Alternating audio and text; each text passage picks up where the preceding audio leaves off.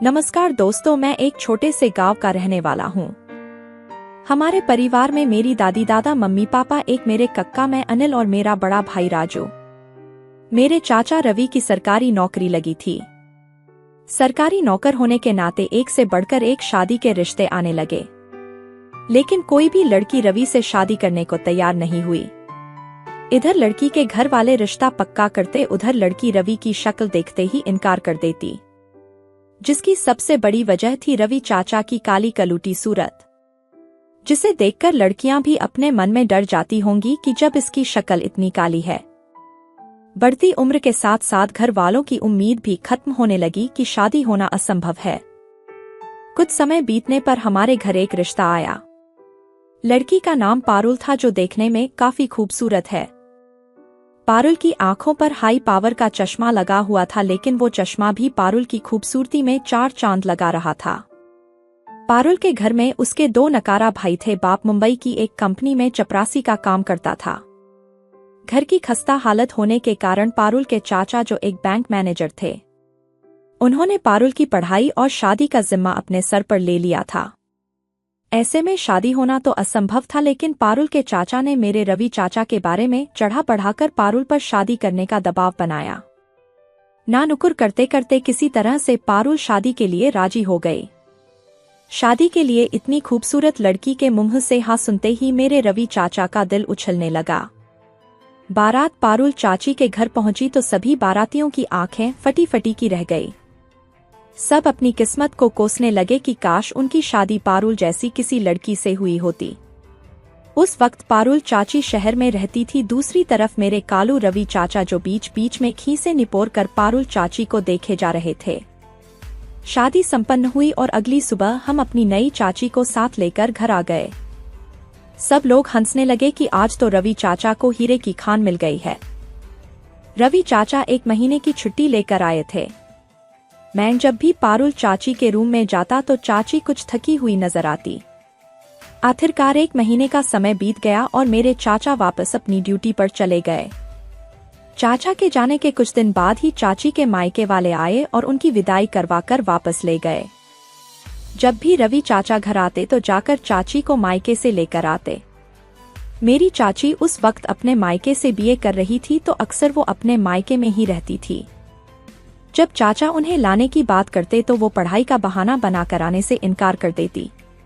एक दिन रवि चाचा पारुल चाची को सरप्राइज देने के लिए बिना बताए ही उनके कॉलेज पहुंच गए, लेकिन वहां का नजारा देखकर तो वे खुद ही सरप्राइज हो गए।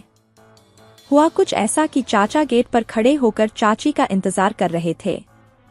तभी पारुल चाची अंदर से अपने दोस्त के साथ बाहर आती हुई नजर आई, जिसे देखकर चाचा के पैरों तले से जमीन खिसक गई। वहां हंगामा होने के डर से चाचा ने कुछ नहीं बोला और जल्दी से हेलमेट पहन लिए ताकि चाची उनको पहचान न सकें। हमारे यहाँ जब तक ससुराल से बुलावा नहीं आता तब तक दूल्हे को ससुराल जाने की इजाजत नहीं होती, लेकिन यहाँ तो बिना बुलाए ही रवि चाचा सीधे ससुराल पहुंचे और हंगामा खड़ा कर दिया। अभी तक पारुल चाची कॉलेज से घर नहीं पहुंची थी। चाची की माँ और भाई बहन घर पर ही थे, जो चाचा का एक तो काला रंग, ऊपर से गुस्से से भरे हुए सफेद दांत निकालकर गाली सुनते ही डर गए। आसपास के सभी गांव वाले लोग इकट्ठा हो गए। बदनामी के डर से चाची के पड़ोसी डॉक्टर चाचा ने किसी तरह से मेरे चाचा को समझा बुझाकर शांत कराया ही था कि तब तक चाची घर पहुंच गईं। अचानक से चाचा को घर पर आया देखकर वो घबरा गई। चाची को देखकर एक बार फिर चाचा ने हंगामा किया। काफी झूठ बोलने के बाद भी जब बात नहीं बनी तो अंत में मेरी चाची ने सभी आरोपों को एक सिरे से खारिज करते हुए ये कह दिया कि चाचा का किसी और से दोस्ती चल रही है। चाचा का दाव उन्हीं पर उल्टा पड़ गया। चाची के मायके वाले भी चाची का पक्ष लेने लगे। अंत में शक्ल लेकर मेरे रवि चाचा वापस घर आ गए। घर आकर उन्होंने अपना दिमाग लगाया और एक उपाय निकाला। चाचा ने एक फोटोग्राफर को पैसे देकर मामला सेट किया कि वह फोटोग्राफर चाची की उनके दोस्त के साथ किसी भी तरह फोटो निकाल कर लाए, जिससे चाचा चाची को गलत साबित करके अपनी बेइज्जती का बदला ले सकें। आखिरकार कुछ दिनों तक लगातार पीछा करने पर फोटोग्राफर ने फोटो के साथ साथ वीडियो भी बना लिया। वीडियो और फोटो मिलने के तुरंत बाद ही चाचा अपनी ससुराल को चल दिए। कहीं मामला ज्यादा गंभीर न हो जाए इसलिए चाचा के जाने के तुरंत बाद हमारे काका कई लोगों को साथ चाचा की ससुराल पहुंचे। अब की बार चाचा की ससुराल में खूब जबरदस्त हंगामा हुआ। पुलिस आई, सुबह से शाम हो गई और अंत में पुलिस वालों के सामने यह फैसला हुआ कि चाची अब कॉलेज नहीं जाएंगी। घर वालों के समझाने पर न चाहते हुए भी चाची मेरे रवि चाचा के साथ हमारे घर आ गईं। अब रात में अक्सर चाचा और चाची के बीच झगड़ा होने लगा। चाची चाचा घर का कोई काम भी नहीं करती और दिन रात लेटी रहती, और अगर मेरी मम्मी कुछ बोल देती तो मोनिका चाची तुरंत झगड़ा करने लगती। जब भी चाचा बाहर जाते तो चुपके से फोन पर बात करने लगती। एक दिन चाचा ने चाची को बात करते हुए पकड़ लिया, उस दिन खूब मारा और मोबाइल को पटक कर तोड़ दिया। अब तो यह रोज का सिलसिला हो गया था। चाची खूब जोर जोर से चाचा को गाली देती। कुछ दिन बाद चाचा चाची को साथ लेकर चले गए, लेकिन वहां भी उनका झगड़ा कम नहीं हुआ। हमउम्र होने के कारण मैंने अपने बड़े भाई से कहा अब हमें ही कुछ करना पड़ेगा। भाई बोला बात तो सही है तेरी। मैंने कहा देख तू मेरा बड़ा भाई है, इसके नाते तू पहले चाची को समझना होगा। मैं चाची को मनाने में तेरी मदद करूंगा। इस बार दिवाली की छुट्टी में चाचा और चाची दोनों वापस आ रहे हैं, तब कुछ प्लान करेंगे। अब कोई कर भी क्या सकता था, थाना पुलिस तो पहले ही हो चुका है। 2 महीने के बाद दिवाली आ गई। घर आने के बाद हम दोनों भाई चाची का खूब ख्याल रखने लगे। चाची की हर छोटी बड़ी जरूरत को बोलते ही पूरा करने लगे। धीरे धीरे चाची भी हम दोनों भाइयों में घुल मिल गईं। ठीक 2 महीने बाद चाची ने एक बेटे को जन्म दिया जो एकदम गोरा था। मेरी दादी भी बनावटी विशी दिखा रही थी, लेकिन चाची हद से ज्यादा खुश थी। मेरे पापा की बाजार में एक छोटी सी दुकान है, तो शाम को मैं दुकान पर जाकर बैठने लगा। भाई का बोर्ड का एग्जाम था तो वह घर पर रहकर पढ़ाई करने लगा और साथ में चाची को समझने की कोशिश भी करने लगा। 2 दिनों के बाद अचानक से चाची के लड़के की तबीयत खराब हो गई। दादी किसी रिश्तेदार के यहाँ गई थी और मैं दुकान पर था, तो भाई चाची को लेकर डॉक्टर के यहाँ गए।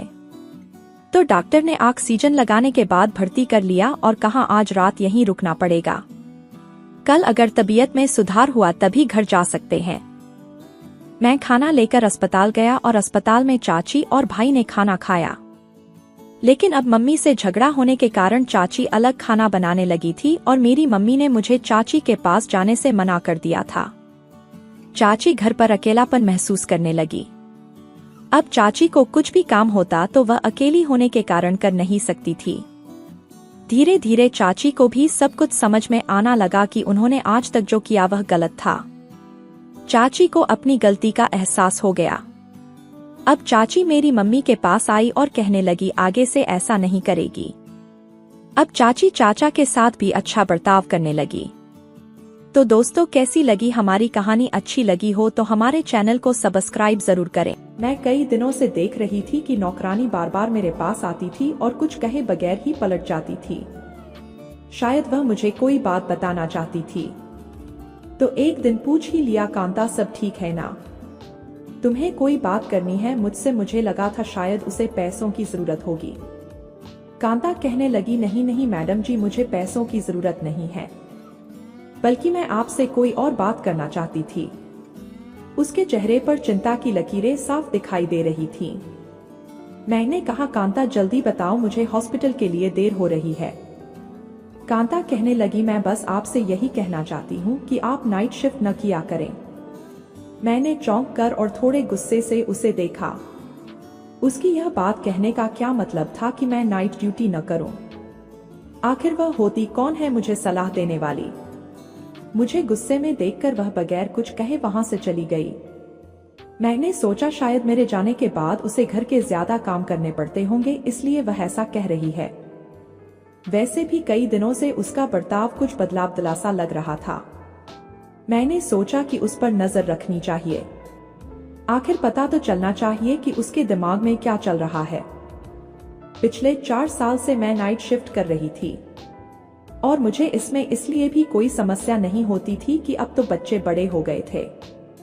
वैसे भी मैंने कांता को फुल टाइम के लिए रखा हुआ था कि वह दिन रात हमारे ही घर में रहे। शाम को तो मेरा पति भी घर चला जाता था, इसलिए मुझे कोई चिंता नहीं रहती थी। लेकिन पिछले कुछ दिनों से कांता के बारे में मुझे अजीबोगरीब ख्याल आने लगे थे कि कहीं वह मेरी पीठ पीछे कुछ खिचड़ी तो नहीं पका रही हो। एक तरफ तो मुझे अपने पति पर पूरा विश्वास था कि मेरा पति ऐसा कुछ भी मेरे साथ नहीं कर सकता, और मुझे उस नौकरानी पर भी विश्वास था क्योंकि वह एक बहुत ही शरीफ औरत है। लेकिन फिर मैंने सोचा कि किसी को बदलते हुए देर ही लगती है। मैंने अपने पति और नौकरानी पर नजर रखने का फैसला कर लिया। मैं सुबह देर तक सोई रहती थी, इसलिए मेरे पति कांता के हाथ का ही नाश्ता करके चले जाते थे। मैंने सोचा कि मुझे खुद उठकर उनको नाश्ता बनाकर देना चाहिए, लेकिन सारी रात ड्यूटी करने के बाद मैं इतनी थक जाती थी कि जब मैं 6 बजे लौटकर घर आती तो गहरी नींद सो जाती थी और फिर उठने का मन ही नहीं करता था। 6 बजे की सोई में दोपहर 2 बजे उठा करती थी। लंच करने के बाद मैं अपने प्राइवेट क्लिनिक पर बैठ जाया करती थी, क्योंकि अस्पताल की नौकरी के अलावा मैंने एक प्राइवेट क्लिनिक भी बना रखा था, जिसमें मैं गरीब लोगों का मुफ्त में इलाज किया करती थी। क्लिनिक से आने के बाद शाम की चाय पीने के बाद मैं अस्पताल चली जाया करती थी। कभी कभी मेरे पति मुझसे शिकायत भी करते कि अंकिता, तुमने तो अपनी जिंदगी को इतना बिजी कर लिया है कि उसमें मेरे लिए टाइम ही नहीं है। लेकिन मेरे पति बहुत अच्छे थे, मैं उन्हें बहुत जल्दी मना लिया करती थी और वह भी मेरी बात को समझ जाया करते थे। कुछ दिन तो यूं ही सुकून से गुजर गए। मुझे ऐसी कोई भी बात नजर नहीं आई तो मैं भी कुछ सुकून से हो गई थी। लेकिन कांता एक दिन फिर मेरे पास आई और कहने लगी, मैडम जी, अगर आप मेरी बात माने तो आप अपनी ड्यूटी दिन की समय में करवा लो। आपके जाने के बाद आपके हिस्से की सजा मुझे भुगतनी पड़ती है। इस बार वह बहुत गुस्से से कह रही थी और अपनी बात खत्म करके वहां से जा चुकी थी। उसकी बात सुनकर मैं तो हैरान रह गई थी कि मेरे हिस्से की सजा का क्या मतलब था। यह सोचते ही मेरे कदमों तले से जमीन जैसे सरकने लगी थी। मेरा विश्वास जो डगमगाने लगा था, लेकिन फिर मैंने सोचा कि नहीं, ऐसा नहीं हो सकता, वह बस ऐसे ही कह रही होगी। लेकिन फिर भी मुझे जानना तो चाहिए कि आखिर उसकी इस बार बार की जिद के पीछे मकसद क्या था कि मैं नाइट शिफ्ट ना करूं, दिन की ड्यूटी कर लूं। मैं एक डॉक्टर थी और मैंने सारी जिंदगी ईमानदारी से काम किया था और कभी किसी का एहसान नहीं लिया था। मुझे कोई दिक्कत नहीं है और अब इसे मैं अचानक से छोड़ नहीं सकती थी, मेरी बात खराब हो जाती। पूरे स्टाफ को मेरे ऊपर बहुत ज्यादा भरोसा था, लेकिन मैं इस तरह अपने घर को तोड़ना भी नहीं चाहती थी। मैंने सोचा कि कुछ ना कुछ तो करना ही होगा।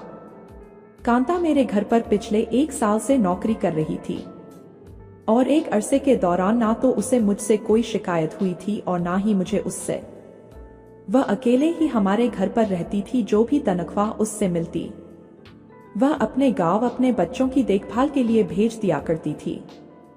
हालांकि मैंने उसे कई बार कहा भी था कि अगर तुम चाहो तो अपने बच्चों को भी यहाँ पर बुला सकती हो, जहाँ तुम रहती हो वहाँ पर तुम्हारे बच्चे भी रह लेंगे, मगर ना जाने क्या बात थी कि वह मना कर देती थी। उसके साथ समय बहुत अच्छा गुजर रहा था, आज तक उसने कभी किसी की शिकायत नहीं की थी। लेकिन अब पिछले कुछ दिनों से मैं देख रही थी कि उसका बिहेवियर अजीब सा हो गया है। वह बस हर बार मुझे एक ही बात कहती रहती कि मैडम जी, अपनी ड्यूटी दिन के समय करवा लो, रात को घर पर रहा करो। मुझे कुछ समझ नहीं आती थी आखिर रात को ऐसा घर पर क्या होता है जिसकी वजह से वह इतना घबराकर मुझे यह बात कहती है। एक दिन ऐसा हुआ कि मैं ड्यूटी पर थी कि अचानक एक नर्स मुझे आकर कहने लगी कि कोई औरत है, बड़ी दूर से आपसे मिलने आई है। मैंने पूछा क्या वह कोई मरीज है, क्योंकि इस वक्त मेरी ड्यूटी इमरजेंसी में थी। तो वह कहने लगी नहीं, वह आपकी कोई रिश्तेदार है। मैं हैरान होते हुए बाहर आई कि मेरी कौन सी रिश्तेदार इस वक्त मुझसे मिलने अस्पताल आ सकती है। मैं बाहर गई तो एक अनजान औरत को सामने खड़ा पाया। मैं हैरत के मारे उसे देखकर पूछा, आप कौन हो और मुझसे क्यों मिलना चाहती हो? तो वह कहने लगी, क्या आप ही डॉक्टर अंकिता हैं? मैंने कहा, जी हाँ, मैं ही डॉक्टर अंकिता हूँ। मेरी बात सुनकर उसने एकदम से मोबाइल निकाला और मेरी तस्वीर खींचकर अचानक से भाग गई। मुझे तो कुछ सेकंड के लिए समझ नहीं आया कि मेरे साथ हुआ क्या, और जब तक मैं समझती वह मुझसे दूर भाग चुकी थी। मैं जल्दी से उसके पीछे भागी कि उससे पूछ सकूं कि उसने मेरी तस्वीर क्यों ली है और आखिर वह है कौन। लेकिन वह बहुत तेजी से भागती हुई मुझसे बहुत दूर जा चुकी थी। मैं परेशान होती हुई वापस आ गई और सोचने लगी, है भगवान, यह मेरे साथ क्या चल रहा है? कौन थी वह औरत और यहाँ क्यों आई थी? पता नहीं क्यों मुझे बहुत बड़ी गड़बड़ का एहसास हो रहा था, जैसे कुछ बड़ा होने वाला है। मैं यह बात जानती थी कि मैं अपने घर वालों और अपने पति को बहुत ज्यादा नजरअंदाज कर रही हूँ। अजीब सी जिंदगी हो गई थी। काफी दिनों से मेरे पति से तो मेरी बातचीत ही नहीं हो पा रही थी। मुझे इस बात का एहसास हुआ तो मैंने फौरन से अपना मोबाइल निकाला और अपने पति को कॉल करने लगी। मैंने सोचा कम से कम फोन पर ही बात कर लूं, लेकिन मेरे पति मेरा फोन नहीं उठा रहे थे। फिर मैंने उनके ऑफिस के नंबर पर कॉल की तो उनकी सेक्रेटरी ने बताया कि वह तो पिछले कई दिनों से दफ्तर ही नहीं आ रहे। सेक्रेटरी की बात सुनकर मैं हैरान रह गई थी। मुझे तो कुछ खबर ही नहीं थी कि वह दफ्तर जा भी रहे हैं या नहीं। लेकिन परेशानी वाली बात तो यह थी कि रोजाना घर से दफ्तर के लिए निकलते थे, फिर ऐसे कैसे वह कहीं जा सकते हैं। अगले दिन मैंने सोचा कि मैं छुट्टी कर लेती हूँ। जब मैं यह बात घर में बताई तो सब बहुत खुश हुए। खास तौर पर मेरी नौकरानी कांता के चेहरे पर तो खुशी के हाव भाव नजर आ रहे थे। रात का खाना खाकर फ्री हुई तो मैं ऐसे ही टहलने के लिए बाहर आ गई तो मैंने देखा कांता किसी से फोन पर बात कर रही थी और वह किसी को बता रही थी कि मैडम जी आज घर पर ही है। शुक्र है कि आज मेरी जान छूट गई, वरना तो उनके हिस्से की सजा भुगते भुगते शायद मेरा दम ही निकल जाता। जब मैं उसके करीब गई तो उसने जल्दी से घबराकर फोन बंद कर दिया और मैंने उससे पूछा कि किससे बात कर रही हो तो कहने लगी, किसी से भी नहीं, अम्मा से अपने बच्चों का बस हालचाल पूछ रही थी। मुझे अब कांता के बारे में शक हो चुका था। यह कोई तो खिचड़ी जरूर पक रही है या फिर मुझसे कोई ऐसी बड़ी बात छुपा रही है। मैंने सोचा कि आज घर पर रहकर देख लेती हूँ कि आखिर यहाँ पर ऐसा होता क्या है। लेकिन मुझे तो कुछ भी ऐसा गलत महसूस नहीं हुआ। सब लोग बड़े आराम से सोए रहे। मेरा पति मेरी छुट्टी का सुनकर बहुत खुश हुआ था। कहने लगा कि कितना समय हो गया है, हमें एक साथ समय गुजारने का मौका ही नहीं मिला। मैं भी सोचने लगी, क्या यह सच में खुश है या खुश रहने का नाटक कर रहे हैं। इसलिए वह मुझे कहती है कि आप घर पर ही रहा करें। मेरी एक बेटी और एक बेटा था। बेटी कॉलेज में पढ़ती थी, बेटा छोटा था और वह स्कूल जाता था। और अगर एक दो बार मैंने अपने घर वालों से पूछा भी कि कोई और नौकरानी रख लो तो सबने कांता की बहुत तारीफ करते हुए कहा था कि उसके होते हुए उन्हें कोई परेशानी नहीं। लेकिन कुछ दिनों से मैं देख रही थी कि कांता और मेरी बेटी दिया आपस में कुछ ज्यादा ही प्यार से रहने लगे थे। दिया हर वक्त कांता के आसपास रहती। मुझे यह देखकर बहुत अजीब लगता था, आखिर वह कांता को इतना प्यार क्यों करने लगी थी। मैं यह भी देख रही थी कि दिया तो कांता के करीब जाने की कोशिश करती थी, लेकिन कांता उससे दूर भागती थी। खैर, उस दिन मैंने पूरा दिन और पूरी रात घर पर रहकर देख लिया था। मैं अस्पताल भी नहीं गई थी और क्लिनिक पर भी नहीं बैठी थी। मुझे कुछ भी गलत दिखाई नहीं दिया था, सिवाय इसके कि मेरी बेटी दिया कांता के कुछ ज्यादा करीब होने की कोशिश कर रही थी। लेकिन मैं इस बात को इग्नोर कर दिया कि हो सकता है मैं तो घर पर रहती नहीं हूँ, सिर्फ कांता ही घर पर होती है तो कांता से उसका दिल लगा होगा या फिर कोई और बात थी। 2 दिन के बाद ही मैं सुबह जल्दी उठ गई थी, क्योंकि शाम में मुझे अपनी एक दोस्त की बर्थडे पार्टी में जाना था। मैंने सोचा कि उसके लिए कोई गिफ्ट लेकर जाती हूँ। मैं यही सोचकर बाजार गई। वहां मुझे एक जगह पर रुकना पड़ा। सामने की मंजर ने मुझे एकदम पत्थर का बना दिया था, क्योंकि मेरा पति एक अस्पताल के अंदर जा रहा था। भला उसे अस्पताल जाने की क्या जरूरत थी? वह तो एकदम भला चंगा था, उसे कोई भी तकलीफ नहीं थी। मैं भी उसके पीछे पीछे अस्पताल चली गई। मैंने देखा वह एक कमरे के अंदर चला गया। मैंने खिड़की से अंदर झांककर देखा तो वह एक औरत को कुछ पैसे दे रहा था। उस औरत को पैसे देने के बाद और उसे हाथ मिलाकर मेरा पति जल्दी से बाहर चला गया। उसके बाद उस औरत ने किसी को फोन किया और थोड़ी देर बाद जो औरत आई उसे देखकर मैं आंखें झपकना भूल गई थी। फटी फटी आंखों से उसे देख रही थी। वह औरत कोई और नहीं बल्कि कांता ही थी। उस औरत ने कांता को कुछ पैसे दिए। कांता ने उसका धन्यवाद किया और वहां से चली गई। आखिर यह सब क्या था? मुझे कुछ भी समझ नहीं आ रहा था।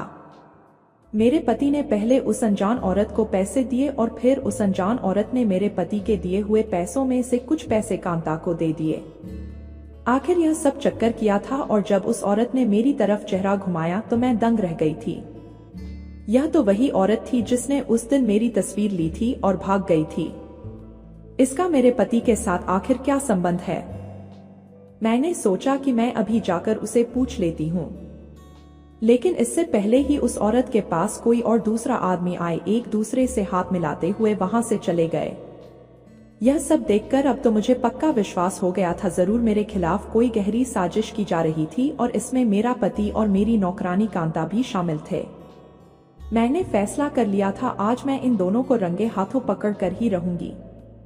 रात को जब मैं नाइट ड्यूटी के लिए जाने लगी तो उस समय तक मेरे पति भी घर आ चुके थे और मुझे कहने लगे कि मैं भी तुम्हारे साथ ही निकलता हूँ, मुझे एक जरूरी काम से शहर से बाहर जाना है। मैं अस्पताल में भी अपने ख्यालों में ही खोई रही, सोच सोच कर मेरा दिमाग फटने लगा, मेरे सिर में तेज दर्द होने लगा। सर्जन डॉक्टर राउंड पर आए तो मेरी खराब तबीयत देखकर कहने लगे, मेरा ख्याल है कि आप नाइट ड्यूटी नहीं दे सकेंगी, आपको घर चले जाना चाहिए। सिर में इतनी तेज दर्द था कि मुझे भी लग रहा था कि मैं यहाँ अब और ज्यादा नहीं रुक सकती, वरना मेरी तबीयत और ज्यादा खराब हो जाएगी।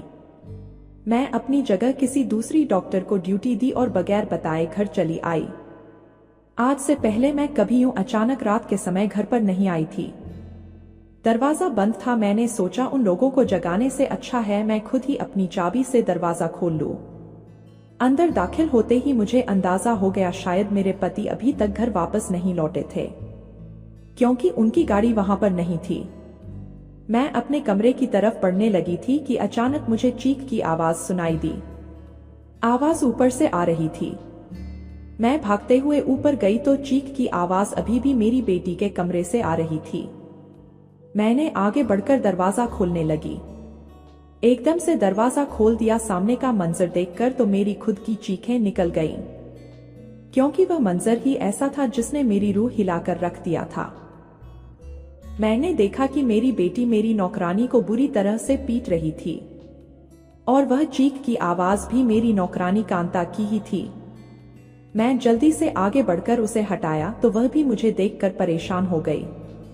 कांता जल्दी से मुझे देखकर मेरे पास आई और मेरे पीछे छुप गई। कहने लगी, मैं इसीलिए तो आपको कहती थी कि आप नाइट शिफ्ट न किया करें, क्योंकि फिर आपके जाने के बाद मेरे साथ ऐसा ही होता है। और यह आज से नहीं बल्कि कई दिनों से हो रहा है। मैंने अपनी बेटी को गुस्से से देखते हुए पूछा कि आखिर तुम कांता को क्यों मार रही हो? आखिर उसने ऐसा क्या किया है जो तुम यूं उसकी बुरी तरह से पीट रही थी? तो मेरी बेटी ने आगे बढ़कर मुझे भी एक जोर का धक्का दिया। कहने लगी, आप हम मां बेटी के बीच में मत बोलें, आप जो भी हैं यहां से चले जाएं। उसकी हालत अजीब सी हो रही थी। मैं फटी फटी आंखों से अपनी बेटी को देख रही थी। वह यह क्या बक रही थी? मैंने कहा, यह तुम क्या कह रही हो? मैं तुम्हारी माँ हूं, यह तुम्हारी माँ नहीं। मुझे लग रहा था जैसे वह अपने होशो हवास में नहीं है।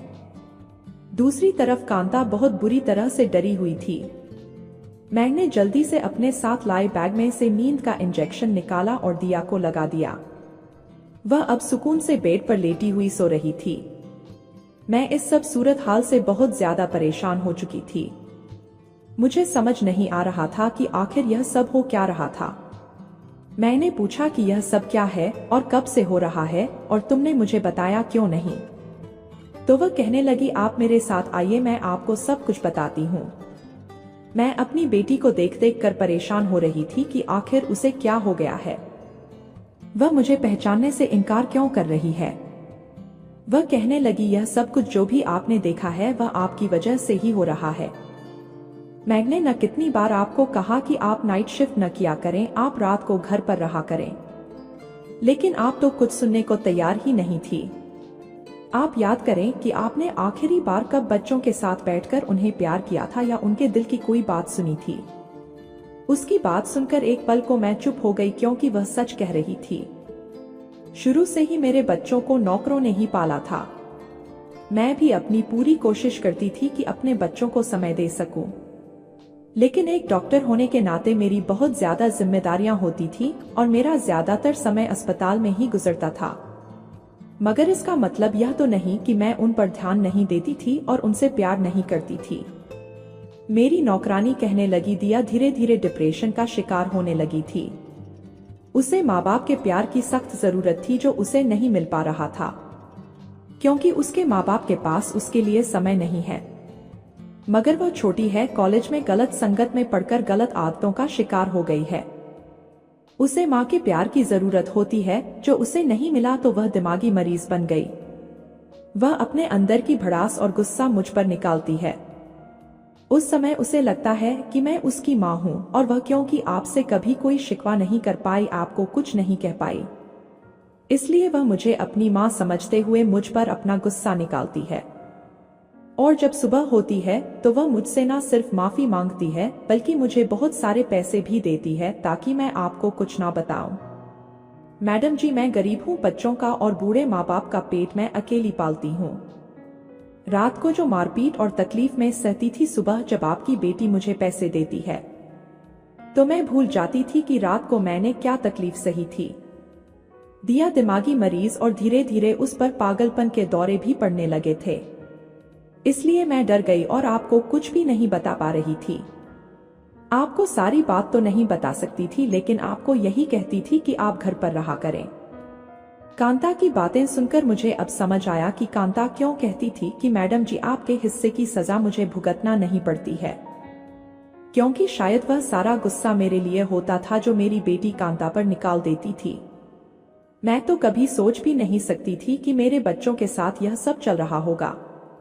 लेकिन मेरे पति का उस दिन उस औरत से मिलने का क्या प्लान था जिसने मेरी तस्वीर खींची थी, और यह सब कांता के अलावा और कोई नहीं बता सकता था। मैंने फौरन उससे पूछा तो वह कहने लगी, मैडम जी, आप तो मेरी कोई भी बात सुनने को तैयार ही नहीं थी, तो मैं आपकी बेटी की जो भी हालत थी वह आपके पति को बता दिया। उन्होंने एक डॉक्टर से बात की और अपनी बेटी की पूरी हालत के बारे में उस डॉक्टर को बताया और डॉक्टर से विनती भी कि किसी तरह मेरी बेटी को ठीक कर दें। आपके पति नहीं चाहते थे कि आपको सारे मामले के बारे में पता चले और आप गिल्टी फील करें। वह औरत वही साइकेट्रिस्ट थी। आपके पति ने उस साइकेट्रिस्ट से हाथ जोड़कर विनती की थी कि मेरी पत्नी को इस बारे में कुछ नहीं पता चलना चाहिए। वह भी एक डॉक्टर है और दिन रात लोगों की सेवा करती है। उस डॉक्टर ने आपके हॉस्पिटल का एड्रेस ले लिया था और उस दिन भी आपके पति उस डॉक्टर को उसकी फीस दे रहे थे। मैं डॉक्टर की मदद कर रही थी। वह जब भी मुझे अपने क्लिनिक बुलाती मैं चली जाती थी और वह मुझे आपकी बेटी के बारे में सवाल जवाब करती थी, इसलिए उसने उस दिन मुझे भी कुछ पैसे दिए थे। उस दिन आपने हमें देख लिया होगा। एक दिन उस डॉक्टर ने मुझे बताया था कि मैं तुम्हारी मालकिन की कुछ तस्वीरें ली है। मुझे हैरत हुई। मैंने उस डॉक्टर से पूछा कि आपने मेरी मालकिन की तस्वीर क्यों ली है, तो वह डॉक्टर कहने लगी, इसलिए ताकि मैं तुम्हारी मालकिन को शक में डालना चाहती थी। अब वह शक में पड़ गई है तो वह अब अपने घर पर ध्यान देगी और अपने बच्चों पर भी ध्यान देगी। उसे लगेगा कि जरूर कुछ ना कुछ खिचड़ी मेरे घर में पक रही है और वह अपने घर पर ध्यान देने लगेगी। मैं तुम्हारी मालकिन को सब कुछ नहीं बता सकती क्योंकि तुम्हारे मालिक ने मुझे कुछ भी बताने से मना कर रखा है, लेकिन इस तरह शक में पड़कर वह कुछ तो अपने बच्चों पर ध्यान देगी। कांता की सारी बातें सुनकर मुझे सब कुछ समझ आ गया था। मेरा सिर शर्मिंदगी से झुक गया था। अपने शौक को पूरा करते करते मैं अपने बच्चों और अपने परिवार को इग्नोर कर बैठी थी। मेरे 2 बच्चे थे और कैसे पले बड़े मुझे कुछ होश नहीं था। मेरी बच्ची शुरू से ही अपने आप में मगन रहने वाली थी और मैंने कभी उसे पर ध्यान ही नहीं दिया जिसकी वह हकदार थी, लेकिन मैं क्या जानती थी कि उसका यह नतीजा निकल सकता है। उस वक्त मुझे समझ आया कि हम माँ बाप को अपने करियर के पीछे इतना भी पागल नहीं होना चाहिए कि अपने बच्चों को ही इग्नोर कर दें। मेरे पति को मुझे पर बहुत मोहब्बत थी, इसलिए वह नहीं चाहते थे कि मैं पछतावे की आग में जलूं। इसलिए वह खुद सारे मामले को डील करना चाह रहे थे। मगर मैं अब समझ गई थी कि शायद उस डॉक्टर के अलावा मुझे भी माँ का किरदार निभाना होगा। मैंने कुछ समय के लिए छुट्टी ले ली ताकि अपने घर अपने बच्चों को समय दे सकूं और हम सबने मिलकर मेरी बेटी को ठीक कर लिया और मैं भी फिर उस दिन के बाद दिन की ड्यूटी लगवा ली।